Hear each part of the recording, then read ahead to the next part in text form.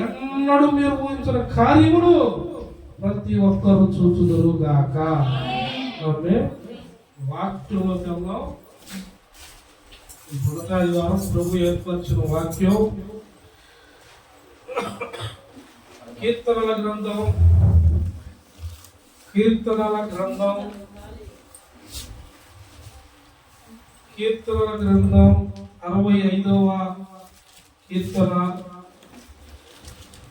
65వ అధ్యాయం కీర్తన గ్రంథం 2వ వచనం. ప్రార్థన ఆలకించువాడా సర్వ శరీరులు నీ యొద్దకు వచ్చెదరు. ఆమేన్. హల్లెలూయా. ప్రార్థన ఆలకించువాడా సర్వ శరీరులు నీ యొద్దకు. ఇక్కడ సర్వ శరీరులు అంటే అందమైన కదా, మనలో ఏమన్నా తేడా ఉందా అంటే ఆ మాటకి ఏ తేడా ఏ భేదము?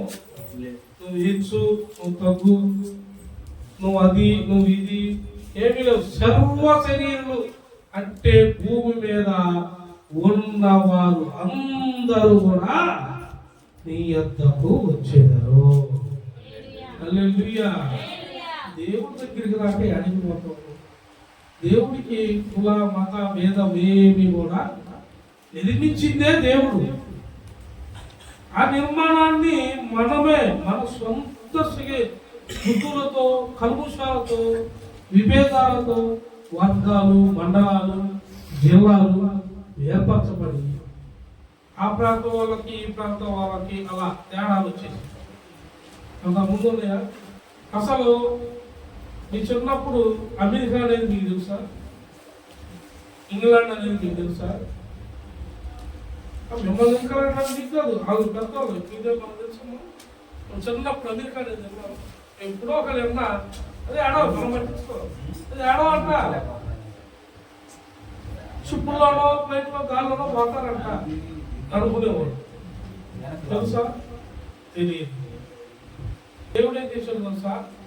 ప్రాంతము భేదం, ప్రాంతం అని లేదు.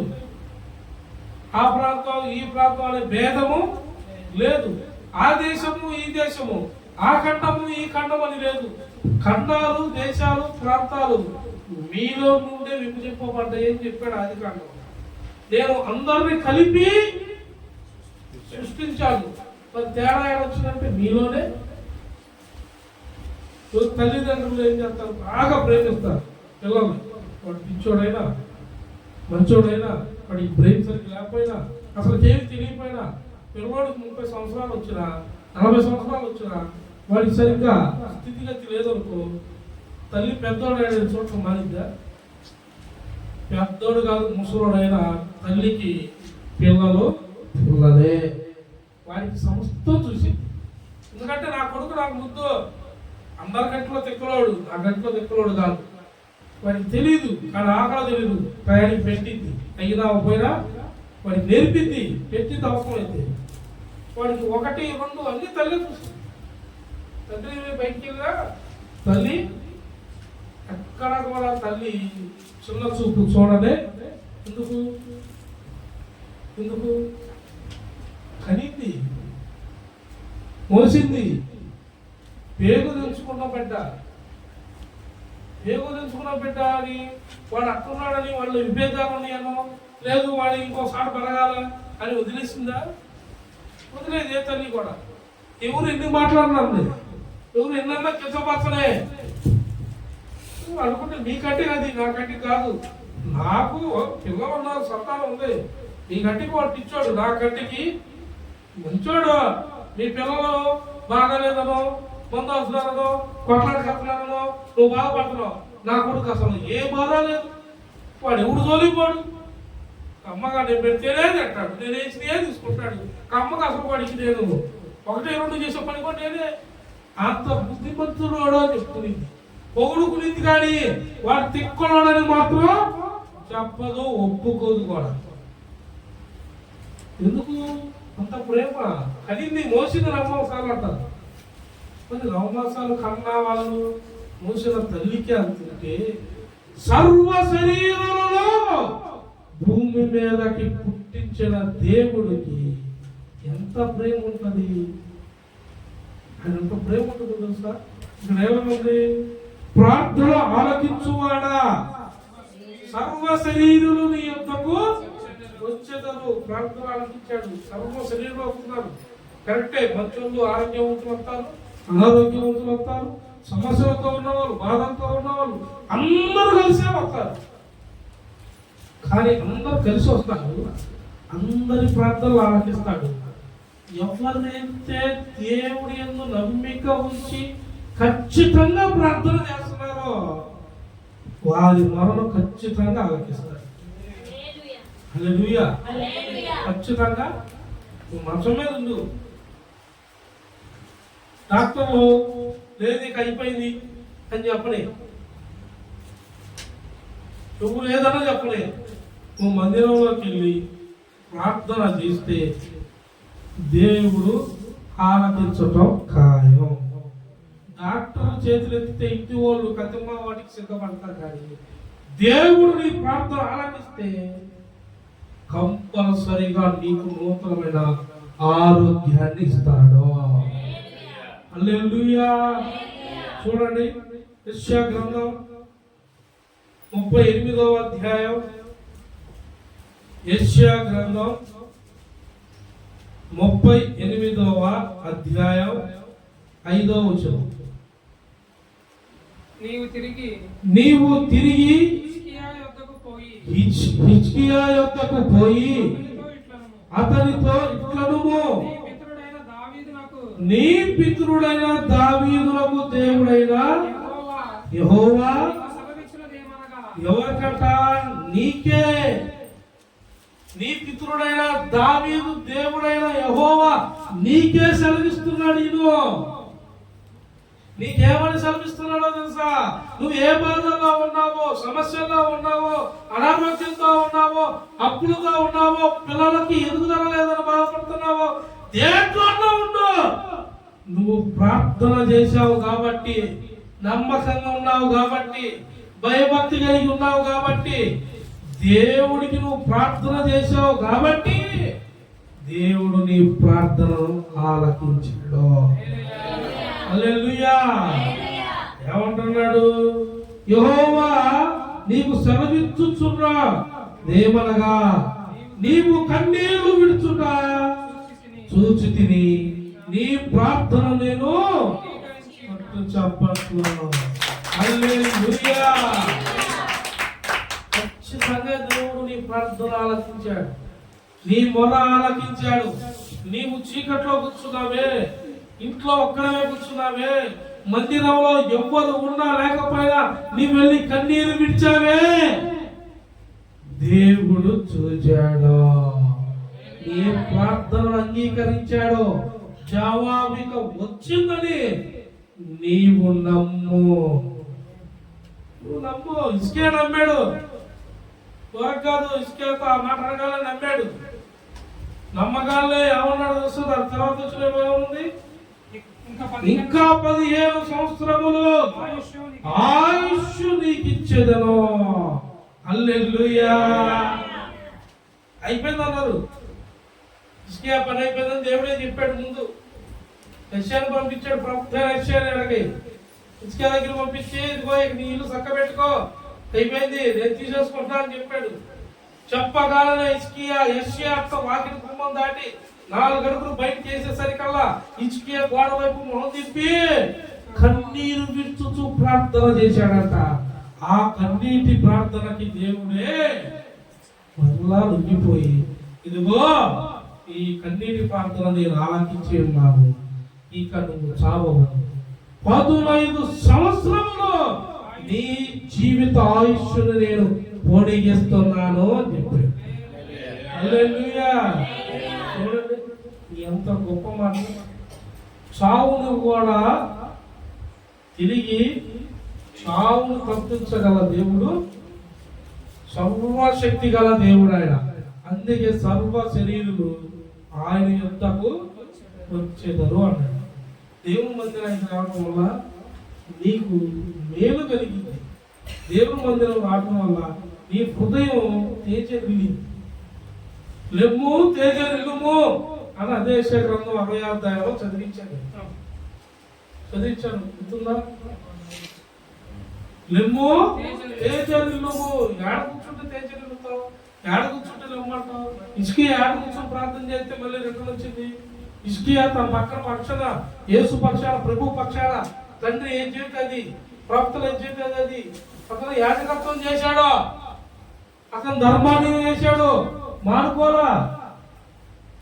మనం అదే చెబుతున్నా, ఎన్నన్నా రానియండి, ఏదన్నా రానియండి, దేవునికి నువ్వు దూరం అయితే నువ్వు దూరం అవుతానే ఉంటావు. ఇంకా ఏముంది, మనల్ని మర్చిపోతారులే, మనం ఇంకేమవుతావులే, మనం ఆగిపోయాం కదా, చిన్న చూపులు తగ్గుతాయి. హాస్పిటల్లో ఇంక అయిపోయింది, అందరూ ఒకే ఉన్నారు కదా, డాక్టర్లు ఏమో తీసేశారు కదా, చెప్పేశారు కదా, సెలవు ఇక వాడు కృంగిపోతాడు, ఫిక్స్ అయిపోతాడు.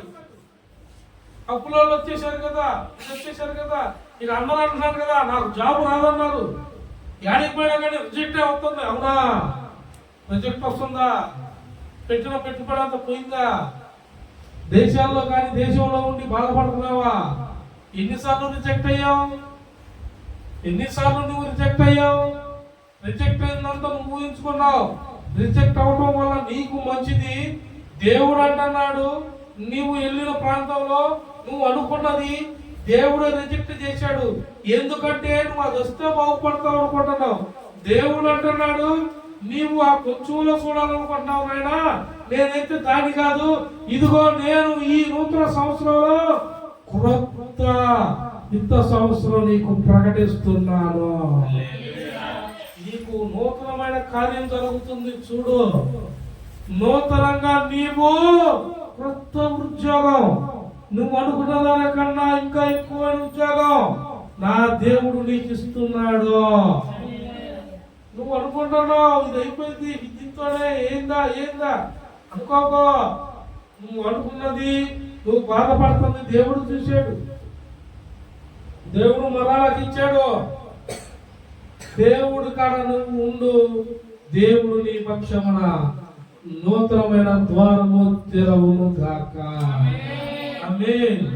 హల్లెలూయా. చూడండి, కీర్తనల గ్రంథం 147వ అధ్యాయం. కీర్తనల గ్రంథం 147వ అధ్యాయం 9వ వచనం. కీర్తనల గ్రంథం 147:9. పశువులకును అరుచుచుండు పిల్ల కాకులకును ఎవరు దేవుడే.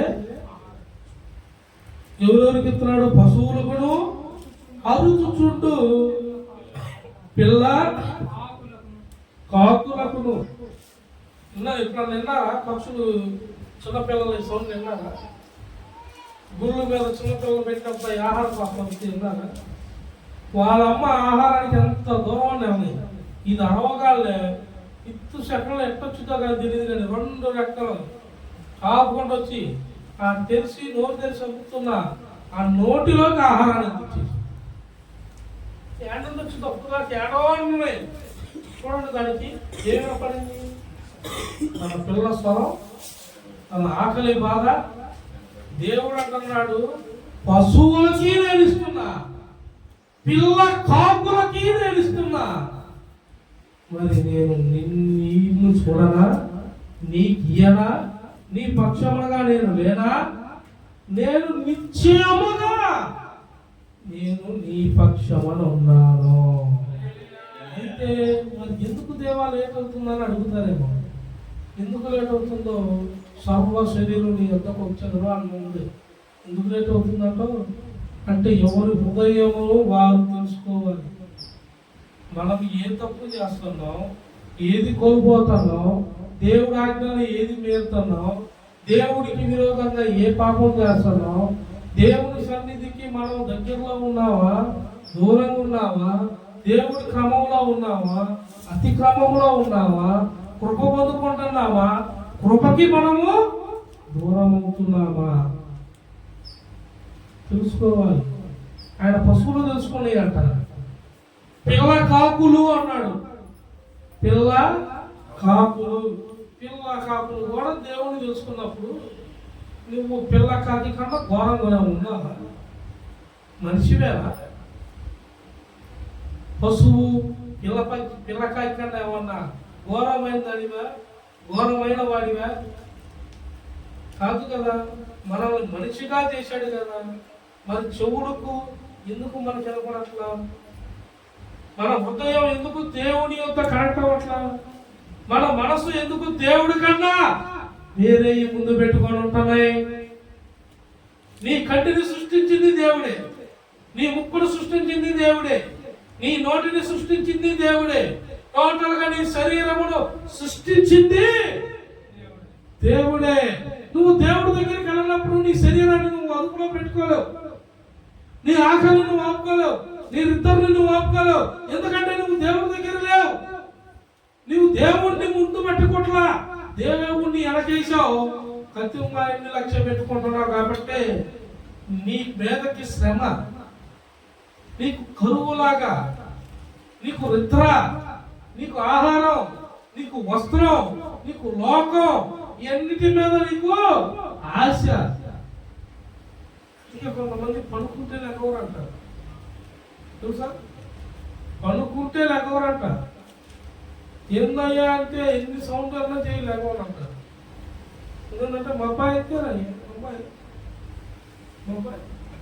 ఇంకొకళ్ళు తింటే ఇప్పుడు అలా అవుదమ్మా, వండిందంటే మొత్తం పెట్టేసిందే అంటారు. ఇదేందమ్మా అంటే ఫస్ట్ డేసే వాడికే, మా వాడికే పెద్దడికే పెడతాం, వాడు మొత్తం తింటేనే. మా ఇంట్లో ఎవరెవరు కొంచెం తిన్నా తాకపోయినా వాడు ఒక్కడైతే చాలు తీరిపోయింది అంటారు. దేవునికి స్తోత్రం కలుగుతుంది కాక. మా ఇంట్లో నన్ను అంతే వాళ్ళు చిన్న మా నాన్న ఎవరిని చేపించి మన పండగలకి ఆదివారం మోసాలు అన్ని తెస్తాడు. ఏంది అవ్వలేదా, ఏం దేశం నిండుకుంది, కొంచెమే వెళ్తుంది అన్నాడు అనుకో, పెద్దవాడు రాలేదా అని అడిగేవాడు అంట. అడిగేవాడు బయటికి వెళ్ళి ఇంకా రాలేదా అనేవాడు అంట మా నాన్న. మా అమ్మ ఇంకా రాలా, వస్తాడు, వాడు వస్తే అప్పుడు అయిపోయింది. అందుకే నేను కూర్చున్నప్పుడు నాకు పెట్టినాడు. టీవీ సుత్తానే ఉన్నానంట. మా అమ్మ చపాతీ వేస్తున్నాను, నేను టీవీ చూస్తున్నాను. ఆ టీవీ సుత్తా వేస్తుంటే నేను తిన్నా 26 చపాతీ తిన్నాను. 26 తిని నేను లెక్కేసుకోవడం తినేవాళ్ళు.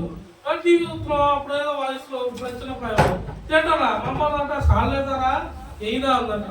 ఇదేంది అట్ట అడుగుతున్నా, ఒకటే 2 వేయాలంట. 26 తిన్నా అన్నాడు. కాకుండా నువ్వు 26 చపాతీలు తినవు ఇప్పటికి అంటుందా. ఆయన ఆపిందమ్మా, ఈతల ఆపిందా? అసలు ఈ తల్లి కూడా ఆపదు. వచ్చిందంటే వేసిందంటే ఎందుకు వాళ్ళు తినకంటే ఒక ఆనందం. నా కొడుకు పుష్టిగా వేపేది ఎందుకు, గొడవలకా కొట్లాట్లకా, దేనికి కాదు. ఎందుకు ఆరోగ్యం ఉండేవాడు ఆకలిగా. ఇప్పటికి దేవుడు మంచి ఆహారం ఆకలి పెట్టాడు అని పెట్టింది. కానీ తినేళ్ళు 2 కొట్టాడు ఇదా అది దేవుడన్నా. ఇక అట్ట మేపితే వాళ్ళు బుద్ధి లేనట్టే వాళ్ళకి ఆ తల్లిదండ్రులకి. తినేమనేది ఎందుకు, ఆరోగ్యంగా ఉండాలి, నా బిడ్డ బలిష్టంగా బలంగా బాగా నీట్గా ఉండాలనే పెడతారు. మా అమ్మ అట్టాగే పెట్టింది. నేను అట్టా యూనిటీ కూడా తిన్నా, నేను అట్టాగే తింటాను. కొంతమంది అంటారు అలా కలుపుకుంటలేను అన్నయ్య, 4 సంవత్సరాలు అన్నయ్య రోజు ఉపవాసమే. 4 సంవత్సరాలు అక్కడెప్పుడు తినవను. చిన్న ప్రాయంలోనే 26 చపాతీలు తిన్నానంట. మా అమ్మ చెప్పింది. మరి దేవుడికి స్తోత్రం. ఇవాళ 4 సంవత్సరాలు అయినా ఉపవాసం అనట్ల. మధ్యాహ్నం 3 దాకా ఉపవాసమే. కట్టికి ఉపవాసం అదిగో పాస్టర్ మేడం ఫస్ట్లో అయితే కట్టిక నీళ్లు కూడా మింగేవాడిని కాదు, ఉప్పు మొత్తనే ఉండేవాడిని. ఇప్పుడన్నా కొంచెం టీ, అప్పుడప్పుడు టీ తాగుతున్నా, కాఫీ తాగుతున్నా. మరి 4 సంవత్సరాలు మరి నువ్వు ఉంటావని నిద్రపోతే ఇక్కడ వేసేది.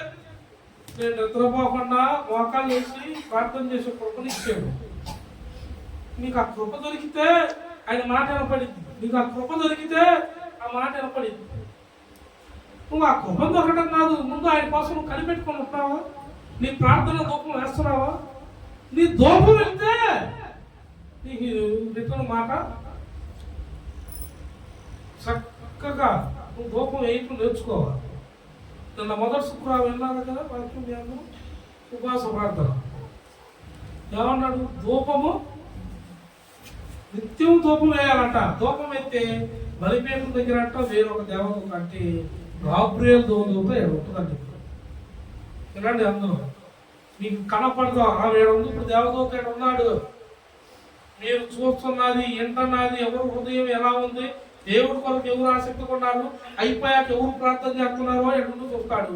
అయిపోయాక మీరు కరెక్ట్గా పరిపూర్ణమైన హృదయంతో కన్నీరు పిలుస్తూ యథార్థాన్ని ఎవరు చేస్తున్నారో ఆ ప్రార్థన దేవదూత తీసుకొని పైకి లేచి అమ్మటే దేవుడికి ఇచ్చేసేదాడు. హల్లెలూయా. అమ్మటే నిమిషం కూడా కాదు. ఏ గ్రంథంలో ఉంది అన్నమాట? ఏ గ్రంథంలో ఉంది తెలుసు కదా? అపోస్తుల కార్యములు చూడండి ఒకసారి. అపోస్తుల కార్యములు 6వ అధ్యాయం.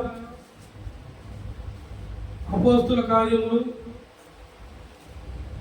6వ అధ్యాయం 16-17 కాదు, 1 కొరింథీ 6:16-17 చూడండి. అందులో ఏముంది? 1 కొరింథీ 6వ అధ్యాయం కావాలి. టైం అయిపోతుంది. 1 కొరింథీ 6వ అధ్యాయం 16-17 వచ్చినారు. ఏదైతే చూద్దాం మీకన్నా గ్యారెంటీ. 6వ అధ్యాయం 16-17 దేవుని ఆలయమునకు విగ్రహములతో ఏమి పొందిక. ఇదే రెండో కొరింథీ 1 కొరింథీ 6:16-17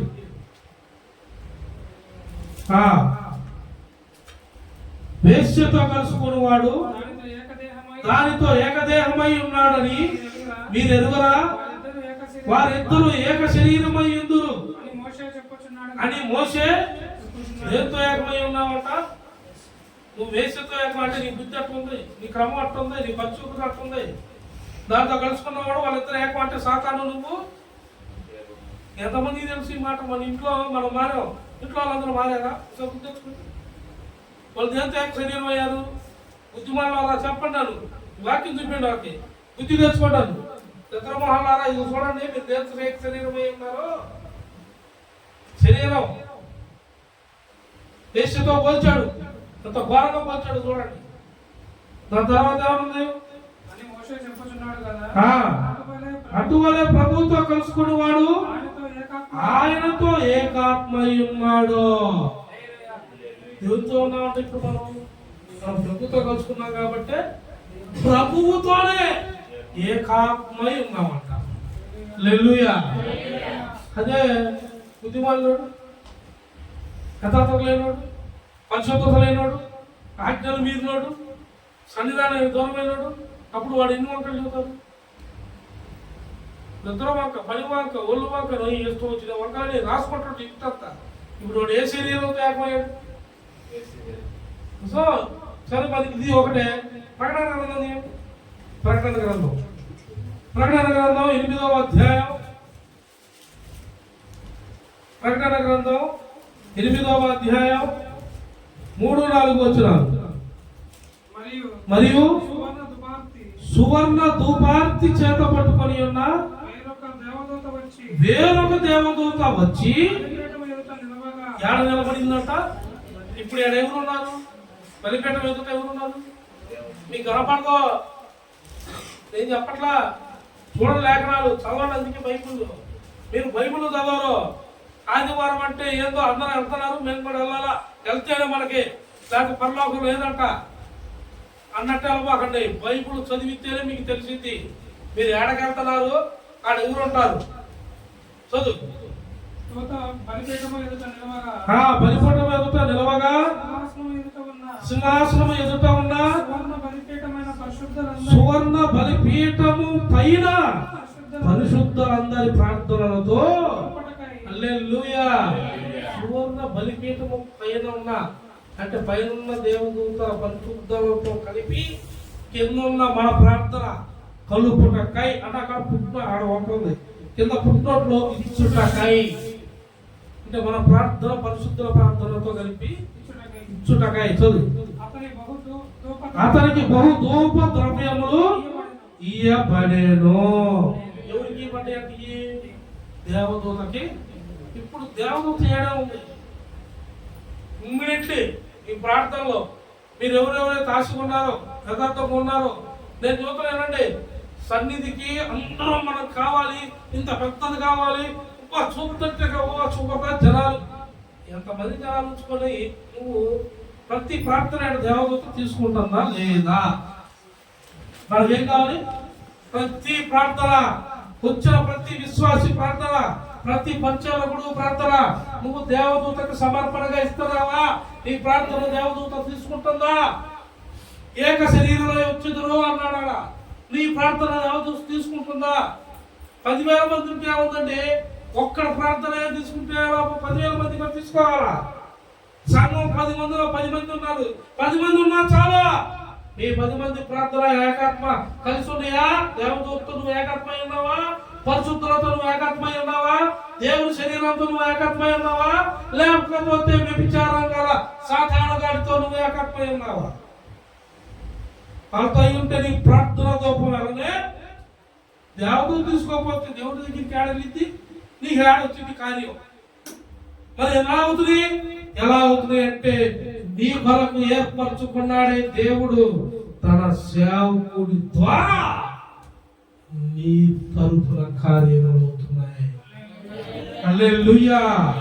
ఇక్కడ ఉన్నాడు అనుకున్నావు, సేవకుడు కాదు, అందరు ప్రార్థనలో ఎవరట. సరే దేవదూత తీసుకొని ఏం చేసింది చదువు. అప్పుడు ఆ ధూప ద్రవ్యములు పొగ పరిశుద్ధుల ప్రార్థనలతో కలిసి దూత చేతిలో నుండి పైకి లేచి ఆమేన్. ఎవరి సన్నిధికి చేరిందంట? అంటే ఇప్పుడు దేవదూత ఏమైనా ఫ్లైట్ ఎక్కి వెళ్ళిందని ఉందా? సింహాద్రి ఎక్స్ప్రెస్ కానీ వచ్చినాయి కదా కొత్తగా ట్రైన్లు, ఏమైనా ఎక్కినాయా? దేవదూత ఏమనుంది? మీ ప్రార్థన ఇక్కడ తీసుకొని పరిశుద్ధ ప్రార్థనతో కలిపి ఆ ఉన్న చోట నుండి లేచి దేవుడికి ఇచ్చేసారు. మీ ప్రార్థన ఎవరికి ఇచ్చింది? ఇప్పుడు మీ ప్రార్థన దేవుడికి ఇచ్చిందట ఈయనట. ఇప్పుడు ఈ మాట పలికిందంటే దేవదూత ఉన్నట్ట లేనట్ట? ఏడున్నట్టు పరిశుద్ధాత్ముడు ఉన్నట్ట లేదా? ఏడున్నట్టు పరిశుద్ధ సమాసం ఉందా లేదా? తెలియని వారు తెలుసుకోండి. చిన్న చూపుగా మందిరాన్ని గాని సంఘాన్ని గాని సేవకుని గాని సేవకుల తరపున ఉన్న బిడ్డలు గాని చిన్న చూపుగా మాట్లాడకండి. రేకుల షెడ్ అయితే మాకేంది, పూరిళ్ళు అయితే మాకేంది, అసలు ఏది లేకపోయినా గుడారం కట్టుకొని ప్రార్థన చేస్తాం మేము.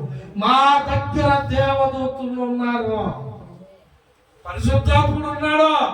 మా ప్రార్థనలు నిశ్చయముగా దేవుని దగ్గరికి వెళ్ళాయి. పరిశుద్ధ ప్రార్థనతో మన ప్రార్థనలు కలిశాయి. కొంతమంది తెలియదు, తెలియదు ఏందో వాటి కష్టపడుతుంది. ఏ కష్టపడటం కాదు, నాకు ఈ పని ఇచ్చింది ఎవరు? దేవుడు కష్టపడమన్నాడు కాబట్టి. అప్పుడు నేను కూడా ఏం తెలియదు, ఏం తెలీదు. శనివారం లేదు, సోమవారం లేదు, ఆదివారం లేదు, నాకు ఒకరోజు అన్ని లేచావా, కన్నావా, వెళ్ళిపోయావా, పని చేసుకున్నావా, అందరితో కూర్చొని సరదాగా తాగావా, తిరిగావా, ఏం తెలీదు. వస్త్రం గురించి ఏంది ఏం లేవు. ఏ వస్త్రం ఉంటా వస్త్రం చూసుకున్నావా, వేసుకున్నావా, జాబ్ వెళ్తే జాబ్ తగ్గట్టు, పనికి వెళ్తే పనికి తగ్గట్టు ఉండేవాడిని. మరి ఇయ్యాలా రోజుకు 2-3 సార్లు యాత్ర స్నానం, నీ బట్టలు నేను ఉతకలేకపోతున్నాను అంటున్నా. కరెక్ట్ కూడా నీ బట్టలు ఎడుతున్నావు నువ్వు. పొద్దు రోజు చేస్తున్నావు, మళ్ళీ సాయంత్రం నీరు పోసి మళ్ళీ ఇంకో చేస్తున్నావు. షాంపులు డబ్బాలు డబ్బా అయిపోతుంది. పొద్దుగల స్నానం చేస్తున్నాను. పెద్ద కోసం మరి నేను చేయాలా? ఎవరి కోసం? నాకు అప్పగించిన బిడ్డలు మరి ఎల్లు సొక్కలం ప్రార్థన, పరిశుద్ధత, పరిశుద్ధుల సమాసం. పరిశుద్ధుల సమాసంతో మీరెవరితో ఉంటారు? పరిశుద్ధులతో ఉంటారా? నాతో ఉన్నప్పుడు మీరు పరిశుద్ధులా, పరిశుద్ధ పరచారా, లేకపోతే ఇంకా ఏమన్నా వేశ్య సాంగత్యంతో ఉన్నారా అంటే దేంతో పోల్చాడు ఆయన? సాతానగాడితో ఉన్నారా అని. దేవుడితో ఏకమైన వారు దేవుడితో అనేకమై ఉంటారట. మీకు లేఖనాలు అర్థం కావడానికి చూపించి ఏక శరీరులు అందరు కలిసి నీ ఎంతకు వస్తారని కదా. చూడు ఇప్పుడు చూడు, దేవుడికి మహిమ కలుగును గాక. హల్లెలూయా. మత్తయి సువార్త 6వ అధ్యాయం 26వ వచనం. మత్తయి సువార్త 6వ అధ్యాయం 26వ వచనం.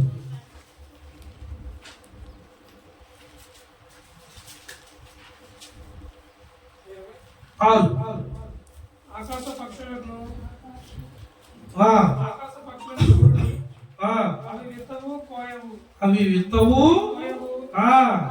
కూర్చుకొనవు, ఆయనను మీ పరలోకపు తండ్రి వాటిని పోషించుచున్నాడు. హల్లెలూయా. ఆకాశ పక్షులు చూడండి, అవి విత్తవు కోయవు, కొట్లలో కూడా ఆయనను మీ పరలోకపు తండ్రి వాటిని పోషించుచున్నాడు. మీరు ఎవరికంటే? పక్షులు పశువుల కంటే మీరు. నేను ఒక మాట యథార్థంగా నేను డైరెక్ట్గా అడుగుతా, మీకు చెప్పాలి. అందరూ పనులకి వెళ్ళారా? రోజు పనులు చేస్తారండి. అందరూ పనులు చేస్తున్నాం. అందరూ డబ్బులు తెచ్చుకో. ఏం చేయొచ్చు పని పోయింది. పనికి వెళ్తున్నావా? అలా తెలుసు. ఇప్పుడు నా గురించి ఒక్క పట్లాడావు. లోపల తడొచ్చిన వాళ్ళు చెప్పలేక దేవుడు కాడ అబ్బా నేను దొరికా అనుకుంటాను. ఇల్లు దడ పేర్చి పనికి వెళ్తున్నారా? అట్లా అందరూ డైలీ డబ్బులు తెచ్చుకుంటున్నారా? తెచ్చుకొని ఏం చేస్తున్నారు? దాచుకుంటున్నారా?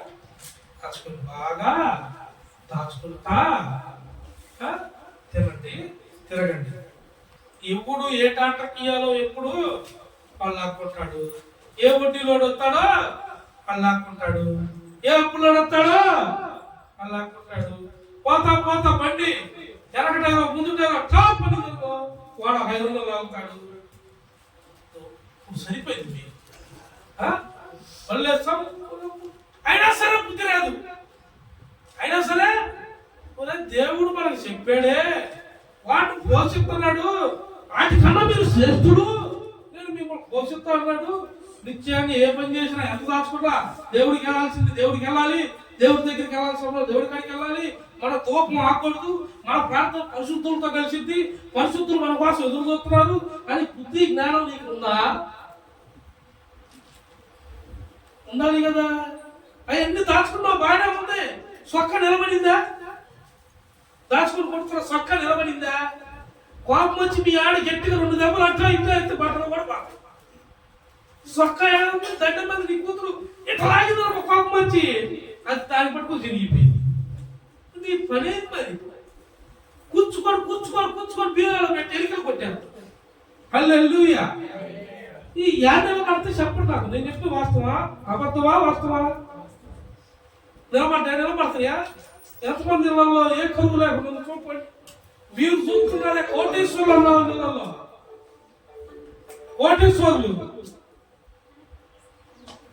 కోటీశ్వరులు అంటారే, ఆ కోటీశ్వరులు మీ కంటికి కనబడతారు. వాళ్ళకి ఎన్ని బాధలు ఉన్నాయో చూడండి.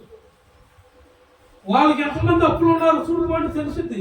పైకి మీకేమో వాళ్ళు మంచి చెట్టు కట్టుకొని బయటకు వస్తే కారు కారు కొట్టాలి. మీరు కారు తీసి వెళ్ళిపోతున్నాడు, నీకు తెలియదు. మళ్ళీ కారు ఎక్కి వస్తున్నాడు, 7 రోడ్లో వస్తున్నాడు, నీకు తెలియదు. వాడికి కొట్టాల్సిన వాడికి. కానీ నీకు అట్ట కాదు.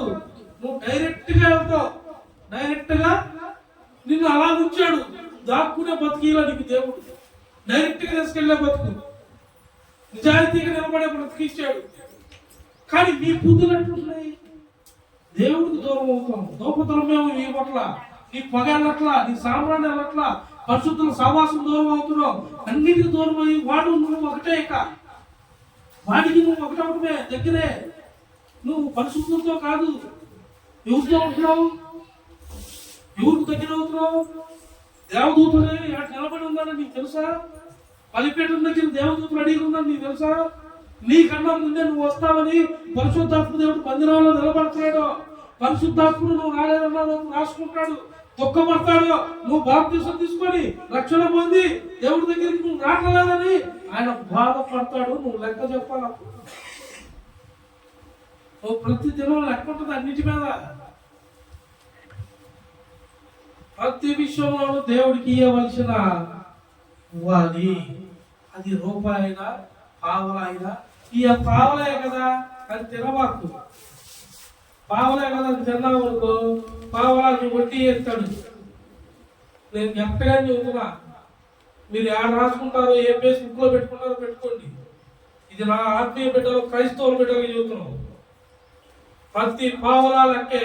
నీకు రూపాయి ఇచ్చాడు కాబట్టే రూపాయలు నువ్వు పావల దేవుడికి నువ్వు దాచిపెట్టుకొని వాడు చెప్పిన బట్టి వెళ్ళిపోతాయి.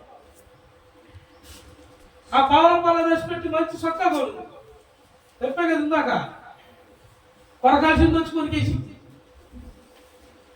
నువ్వు మీ కూతురికి ₹1 లేదని ఆ పిల్ల ఎట్లాగిందంటే దండం మీద గీల్చుకుంటూ వచ్చింది. దేవునికి స్తోత్రం. ఇంకా తేడా వచ్చిందనుకో అడవులు ఏం చెప్తారు, అది నవ్వుకుంటాను మొగుడు. దేవునికి స్తోత్రం కలుగుతుంది కాక. నెత్తి మీద చెయ్యెత్తే ఊడి ఏడవడం దొరకట్లేదు. దేవుడికి స్తోత్రం. ఎప్పుడన్నా తాగే రమ్మలారా మీరు? అట్లాంటి ప్రయత్నాలు చేయబాకండి. దేవుడు కూడా నవ్వుతా కూడా అట్లా లాగబాకండి. భర్తల మీద చేయబాకండి ఎప్పుడు. హల్లెలూయా. చూడండి, కీర్తనల గ్రంథం 78వ అధ్యాయం 24వ వచనం. కీర్తనల గ్రంథం 78:24. ఆహారమునకై ఆయన వారి మీద మన్నాను కురిపించను, ఆకాశ ధాన్యము వారికి అనుగ్రహించను. హల్లెలూయా. ఆహారమునకై ఆయన వారి మీద ఏం కురిపించాడు? మన్నాను కురిపించను. ఆకాశ ధాన్యము వారికి అనుగ్రహించాడు. హల్లెలూయా. మన్నాను కురిపించాడు. మన్నా సరిపోయింది అనుకోవాలి. ఆయన ఆకాశపు వాకిళ్ళు తెరిచాడు. నీకు కావలసిన ధాన్యము నిశ్చయముగా నీ కొట్టలో చేర్చబడునుగాక. నేను చెప్పాను కదా మొదట్లోనే, ప్రభు చెప్పాడు కదా పరిశుద్ధాత్ముడు. ఏమని చెప్పాడు? ఉద్యోగ విషయంలో ఆయన దేంట్లో అయినా నువ్వు రిజెక్ట్ అవుతున్నావు, లేదు నెక్స్ట్ ఎక్కడనే బాధపడుతున్నావు, ఏడ అందట్లేదని బాధపడుతున్నావు, ఎక్కడ ఉండాలని బాధపడుతున్నావు, నీవు ఎన్ని చూడబాకు. ఎన్ని రిజెక్ట్లైనా, ఏది దొరకపోయినా, ఏది దొరికినా, ఆకలితో ఉన్నా, ఒకరోజు నీళ్లు తాగినా బాధపడబాకు. నీ ధూప ద్రవ్యాన్ని దేవుడి మందిరంలో వెయ్యి. నీవు వేసిన ప్రార్థన, నీ విడిచిన కన్నీరు పరిశుద్ధుల ప్రార్థనతో కలిసి దేవుడి దగ్గరికి చేరింది. దేవుడు అంటున్నాడు, ఆకాశ వాకిళ్ళు నీకోసం నేను విప్పాను. ఇక నూతనమైన ధాన్యం నీ కొట్టలో ఉంటది. ఇక కొద్దు ఉండదు. పెట్టే చెయ్యి ఎప్పుడు పెట్టే చేయగానే మన నామం, మన దేవుడు నామం ఏ నామం తెలుసా? అన్ని నామముల కన్నా అసలు ఇంక నువ్వు ఎన్నున్నావు, మనకేం పని చెప్పు. ఎన్ని చేసినా కానీ అనవసరం. నువ్వు వాడు ఆస్తిలో ఎదుగుతాడేమో, అంతస్తులో ఎదుగుతాడేమో, వస్త్రంలో నీకన్నా గొప్పకొట్టాడేమో, ఒకటి గుర్తు పెట్టుకో.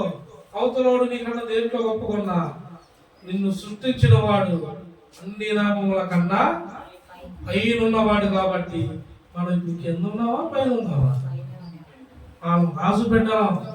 అందరికన్నా మనము పైగా ఉందుముగాక. దేవుడు నిన్ను తలగా హెచ్చించునుగాక. అన్ని నామముల కన్నా పై నామము నీ దేవుడి నామము. ఆయన నామమును నువ్వు గణపరచు, నిన్ను స్థిరపరుస్తాడు ఆయన. హల్లెలూయా. స్థిరపరచువాడు. పాట పాడారు కదా, ఈ మధ్య కొత్త పాట వచ్చింది మంచికి బాగా అందరి నోట్లోకి. పాడమ్మా. స్థిరపరచువాడవు, ఘనపరచువాడవు, పడిపోయిన చోటే నిలబెట్టువాడవు, స్థిరపరచువాడవు, బలపరచువాడవు, మా పక్షము నిలచి మెచ్చువాడవు ఏమైనా చేయగలవు కథమొత్తం మార్చగలవు నీ నామముకే మహిమంతా తెచ్చుకుందువు ఏమైనా చేయగలవు కథమొత్తం మార్చగలవు నీ నామముకే మహిమంతా తెచ్చుకుందువు యేసయ్యా యేసయ్యా నీకే స్తోత్రము ఆయన అన్ని నామాల కన్నా పైనామం నిన్ను కర్తవచ్చే గడియ ఈ గడియ నీవు నూతనమైన కార్యం చేసే సంవత్సరం ఈ సంవత్సరం నూతనమైన ఆకాశ ద్వారాలు ఇవ్వబడుతున్నాయి నువ్వు నూతనమైన ధాన్యాన్ని తినబోతున్నావు నీ పక్షాన దేవుడు నూతనమైన కార్యం చేస్తున్నాడు ఏదైతే ఇంట్లో నువ్వు ఇబ్బంది పడుతున్నావో వాటి నుండి విడుదల వస్తుంది కాబట్టి నీవు మారక దేవుని మందిరంలో కన్నీరు విడుచు ప్రార్థన రూపాన్ని కంపల్సరిగా నీవు ఎన్నడు చూడని ఎన్నడు తినని మన్నాని నువ్వు తిందువు ఎన్నడు చూడని నూతనమైన కార్యమును చూస్తావు నీ మీద దేవుని మహిమ వస్త్రము దిగి వచ్చి ఉన్నది హల్లెలూయా చూడండి అపొస్తలుల కార్యములు 20వ అధ్యాయం 10వ వచనం అయిపోవచ్చింది ముగించుకుందాం అన్న వాళ్ళు చేతులు ఎత్తండి లేదు మా కోసం ఇంకో మాట ఉందన్న వాళ్ళు చేతులు ఎత్తండి ముగించుకుందాం అన్న వల్ల కొంచెం మాకు కావాలన్న వాళ్ళ దేవునికి స్తోత్రం కలుగును గాక అపొస్తలుల కార్యములు 20వ అధ్యాయం 10వ వచనం అంతటా పౌలు క్రిందకి వెళ్ళి అతని మీద పడి కౌగిలించుకొని మీరు తొందరపడకుడి అతని ప్రాణము అతనిలో ఉన్నదని వారితో చెప్పాను హల్లెలూయా అతని ప్రాణం అతనిలోనే నీ పక్షాన దేవుడు చెబుతాడు నీ చుట్టుపక్కల వాళ్ళకి చెబుతాడు ఆగండి చాలు అని నేర్పించింది చాలు అతన్ని ఇబ్బంది పెట్టింది చాలు ఆ పిల్ల మీద పడి ఏడ్చింది తన జీవము తనలో ఉన్నది తన గెలుపు తనలో ఉన్నది తన ఘనత తనలో ఉన్నది దాన్ని ఇప్పుడు నుండి నేను బయటికి తీస్తున్నాను అంటాడు అక్కడ ఉన్న వాక్యానికి అర్థం తెలుసా ఆ పౌలు గారు అపోస్తలుడైన పౌలు గారు 3వ అంతస్తులో ప్రార్థనా కోట సహవాసం జరుగుతుంటే ఐతక్కనే ఒక చిన్నవాడు కిటికీలో కూర్చొని గాఢ నిద్రపోయి పౌలు చాలా సేపు ప్రసంగం చాలా సేపు చేస్తున్నాడు ఆ పౌలు గారు ఆత్మతో నింపబడ్డాడు పౌలైతే అవుతాడు పరిశుద్ధాత్మ పట్ల ఎదుటి వారు ఆసక్తిగా ఉన్నారు వారికి కావాల్సిన మాటలు అందిస్తున్నాడు పౌలు గారు చాలా సేపు ప్రసంగిస్తుంటే నిద్ర 3వ అంతస్తులో ఉన్న కిటికీలో కూర్చొని కింద కూర్చోడు అందరూ ఎక్కడ కూర్చొని ఎట్టంటే ఆ కిటికీలో కూర్చొని వీళ్ళంతా వ్యతిరేక బ్యాచ్ అంతా అందరు చర్చిలో కూర్చుంటే చర్చి బయట 10 మంది కూర్చుంటారు 10 చర్చి బయట పొట్లు వ్యాపారస్తులు ఇక్కడ కూర్చొని మరి చెప్తున్నాడు కదా వ్యాపారస్తులతో మీటింగ్ అరే ఎల్లు ముందు ఆయన నీకోసం చూస్తున్నాడు అది ఏంటో సిగరెట్లు తాగుతాం బాత కానీ బయట కూర్చొని ముసలమ్మ ముచ్చట్లు ఈ ఇంటి నువ్వు ఎప్పుడు బాగుపడతావు అసలు నీకు లోపల ఏముందో తెలిసిందా లోపల దోపద్రవం అనేది ఒకటి ఉందని తెలుసా దేవదూత అని ఒకటి ఉన్నానని తెలుసా దేవుడు అనే సంగతి నీకు తెలుసా తెలియదు అలాగే ముచ్చట్లో బయట కూర్చొని వాళ్ళు అంటున్నారుగా ప్రార్థన చేసేవాళ్ళు ఎట్లా ఉండొచ్చా ఉండొచ్చు నువ్వే అలా అంటున్నారు నువ్వు ఎందుకున్నావు నువ్వు అంటున్నాడు ఏదో తెలియదు వీడు బయట ఉండి చూస్తాడు లోపలికి చూస్తాడా లోపలికి చెప్తాడా ఇంతే ఈ అయితే పైన కూర్చొని నిద్రపోతున్నాడు ఫోటో కిటికీలో కూర్చొని ఎందుకు కూర్చొని వెళ్ళొచ్చు అందరితో ఇలా అన్ని గెలిపేసి కొంతమంది చేతి ఎంట్రో దెబ్బ తగిలితేనే ఎంటారు కొంతమంది కిటికీలో కూర్చొని ఎట్టాలా నిద్రపోతున్నాడు పైన ఉందా పై వచ్చిన ఉంటుంది అయితే ఏం చేస్తున్నాడు పై వచ్చిన 9 అప్పుడు ఐతుకు అను ఒక యవనస్తుడు కిటికీలో కూర్చోండి గాఢ నిద్రపోయి ఏం నిద్ర గాఢ నిద్రగా నువ్వు బయలుదేరుతున్నావా భార్య భర్తలు ఇద్దరు సురవ చేపలు పటపట కూర్చుంటాడు. దేవునికి స్తోత్రం. హల్లెలూయా. అంటే ఎందుకంటే ఇద్దరు రాకుండా ఉంటుంది. ఈడు చూడు లేదా చెట్టులోకి వచ్చి ఇద్దరు పోతుంది. కిటికీలో 3 అంతస్తులో కూర్చొని ఆ నుండి దెబ్బ పడ్డాడు కింద. గాఢ నిద్ర మరి బావుడు నిద్ర చెప్తారు. ఇది గాఢ నిద్ర రాబడుతున్నా కానీ వెలుగు రాలేదు పై నుండి. 3 అంతస్తు పై నుండి పట్టాడు అబ్బాయి. వీళ్ళందరూ గబగబా కిందకు పోయారట అందరూ.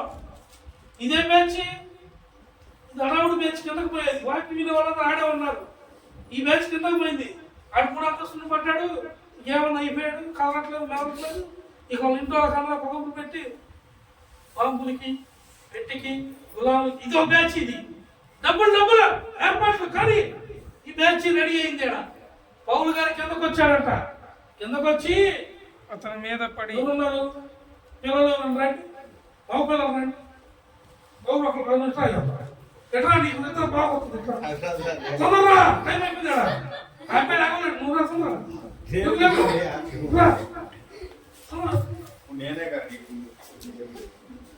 ఇతను ఏం చేస్తున్నాడు?